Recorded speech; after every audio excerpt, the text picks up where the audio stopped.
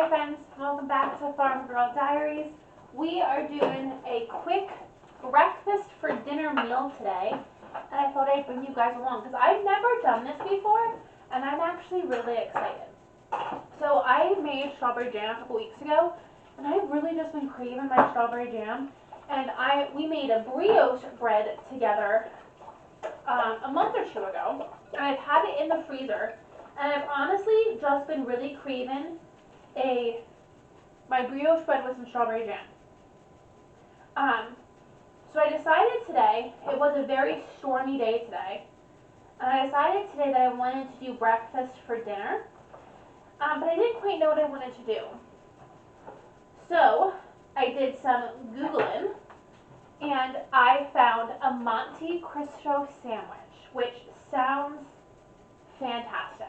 So I pulled out my frozen loaf of brioche. I'm actually going to let it continue to sit out because it's still kind of frozen, and then I'll put it away. I got it out about an hour and a half ago, and it'll be fine. Hopefully it'll be fine. It's well past dinner time.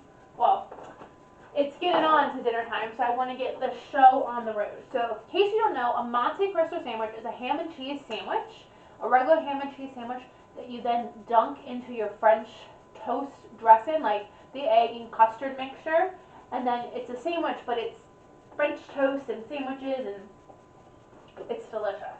So I've had them before, but I've never made one. And then where the strawberry jam comes in is after you grill it, you put some strawberry jam on it and you eat it with some strawberry jam. So it's a mix of savory and sweet, which sounds perfect. Perfect. So I am just taking my slightly frozen, I'm going to turn my griddle on. I'm taking my slightly frozen bread, and I'm adding mayonnaise. I'm just going to start by making a ham and cheese sandwich. You can use turkey, and the cheese is supposed to be Swiss, but I don't have Swiss. I have provolone. So we're just going to use provolone, and I think that'll be fine. So I'm going to make, I did a lot of mustard, probably more than I needed, but that's okay. Okay.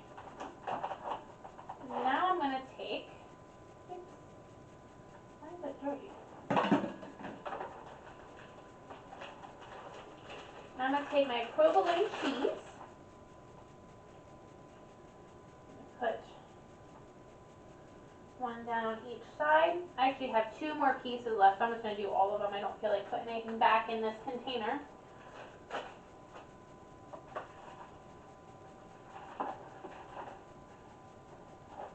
And then, smells so good. I love ham and cheese sandwiches. Who doesn't like a good ham and cheese sandwich, right? Okay. So you have 3 good pieces of ham there. Then we're going to put our lid back on, and we have a good ham and cheese sandwich, right? But we're not going to stop there. We are going to make now a French toast mix. So, move my savory ingredients out of the way, and then into my dish here. Oopsie.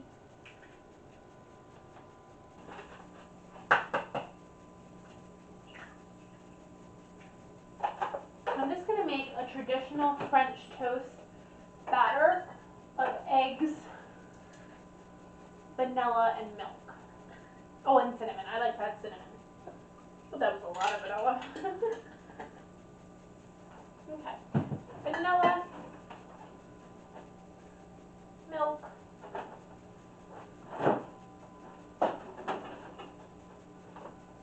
and cinnamon.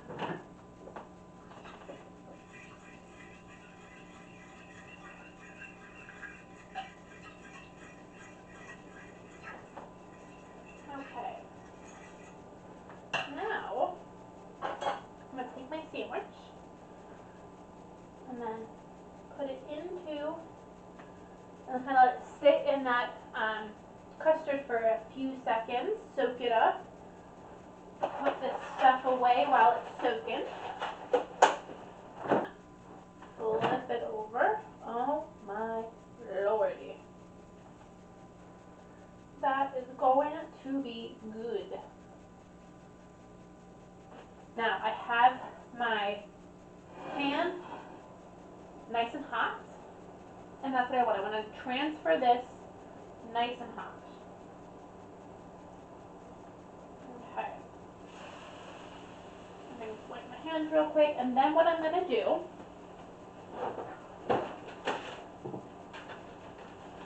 I love a good panini, and that's kind of what I'm looking for here. So I just grabbed the foil the bread was wrapped in, and I'm going to cover it.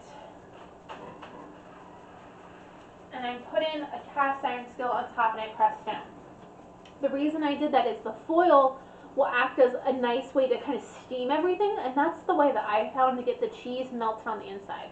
Especially having a gas stove, what the problem I had when I make paninis, and I make a lot of paninis, is the bread gets the perfect toast, but the inside is either not melted the whole way or actually still cold. So I have learned my burners. That burner is the burner that I use the most. I don't really know why, but its low is still a solid flame. So I was thought I could go in and I could adjust the flame for the setting, for like the low setting, and kind of go from there. But I'm okay with it. I just learned to adjust. So this is what I do. I cover it with foil, and I'm going to put a cast iron pan on it and just kind of keep pushing down to get a nice kind of grilled panini sandwich. So I'm just going to watch this. I'm going to flip it when it's ready, and I'll show you the final result when we're back.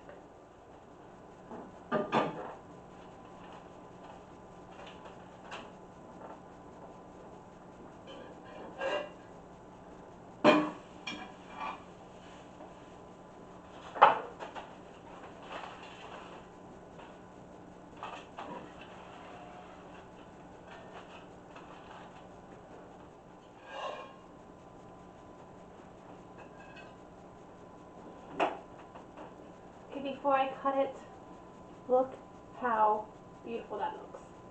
This sandwich looks and smells amazing. Now, every sandwich, in my opinion, needs to be cut, and it needs to be cut on the diagonal.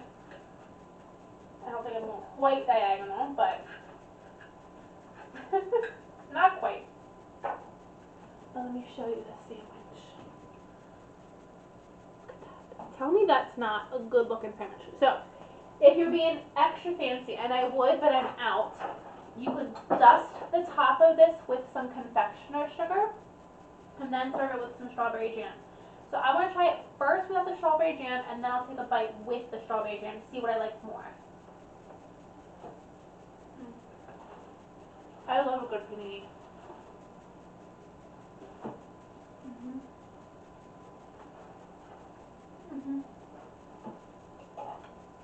I added a lot of mustard. I'm not gonna lie. I added a lot of mustard. Okay, let's see what we think with the strawberry jam.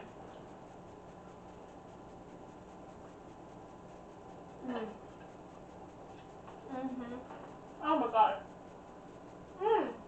Y'all. So, so good. The sweetness and the savoriness go hand in hand. It tastes so, so, so good. So, this is breakfast for dinner. I'm going to go turn another episode of Handmaid's Tale, and I'm going to enjoy my breakfast for dinner with my TV show. Thank you guys for joining me, and I'll see you in the next video. Bye, friends.